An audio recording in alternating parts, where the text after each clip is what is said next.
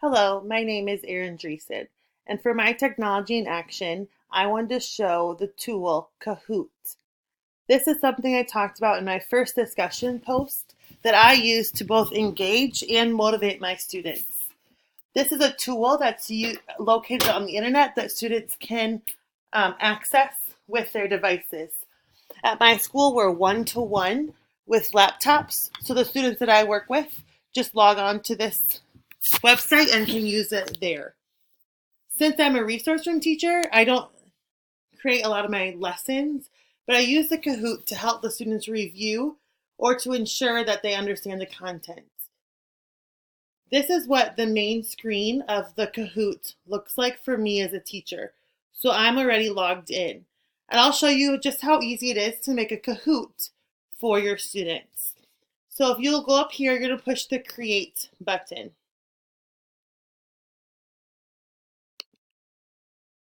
And we're going to make a quiz. There are other things like a jumble and a survey. I'm just not as familiar with that. I usually use the quiz.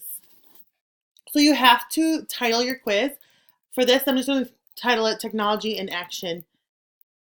And I'm just going to say that I'm using this to describe Kahoot.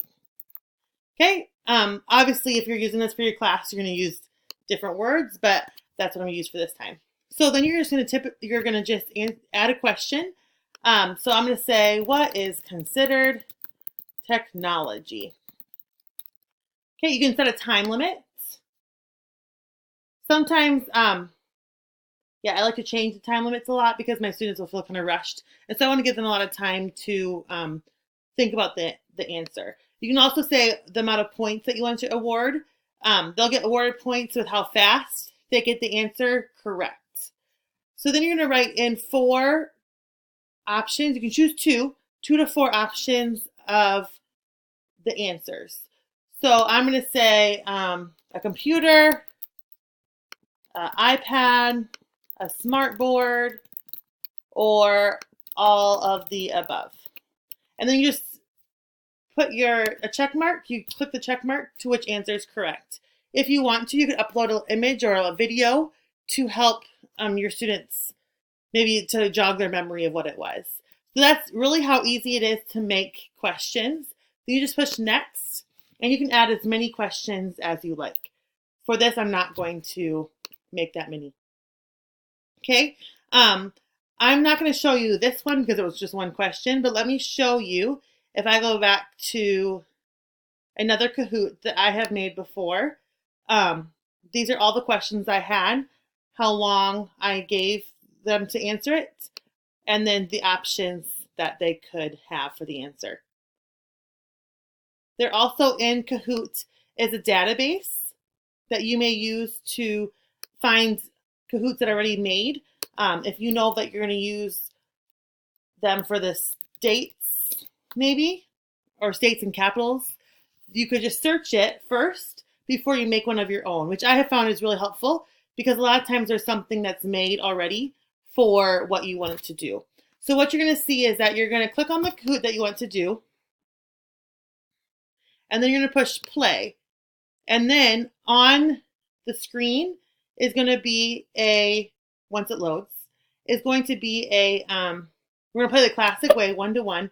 There's going to be a PIN number for the students to go into to play the game. So if I was a student, I would you're going to use a different website. You're going to use kahoot.it.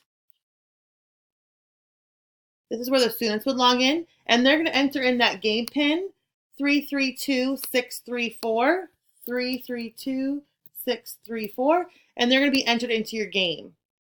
Then they're going to put their name in there. They can use whatever they want. A nice feature is on the teacher side, you can delete a name if it's not appropriate, or if you said use your full name or whatever, you can delete that, and that works really well. And then you're going to push OK, go. Then make sure it's good. It says I'm Erin. I'm going to go back on the teacher side now. And I'm going to say I want Erin. There's Erin. See, I can click on here if I want to get rid of if it was an inappropriate name. Then I'm going to click Start. So now I'm looking at it from the student side again. So here's question number 1. And actually, you're going to have this screen as a teacher, you're going to have this screen for the students to see. So they're going to say, what state is this? And they see all the options: New Mexico, Utah, Colorado, Arizona. On the student side, they're just going to see which answers they have to pick from. So they're going to be looking at the screen and know which ones to pick because of what they saw on the question. And then we'll tell them how many points they got for that question. Now, obviously, I'm in first place because I'm the only one. So now, as a teacher, then, I can see how many people got that question right.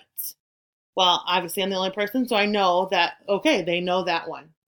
Then I can push next. There's Aaron on the scoreboard. And now here's the next question that will show up on the board for the students. Okay, and so they can see which one of these it is. And again, this is what the students see, just the colors. And they'll choose which one they think is the right answer. So, like I said, it's very user-friendly. It's a game-oriented, so students feel like they're playing a game. The faster they answer, the more points they get. So it's very motivating for students. So this is something I use very often for reviewing, reteaching. Like I said, make sure I know that the students understand the information. I can also, at the end of the game, the teachers can kind of export the data to see who got the questions wrong, which is very helpful as a teacher. So like I said, I'm not a classroom teacher, so I don't use this a whole lot for like pre-assessment and things like that. But there is so much that can happen that I feel like I'm just scratching the surface of what Kahoot could be used for. But it is a tool that I have used that is easy, accessible, and is really motivating for my students.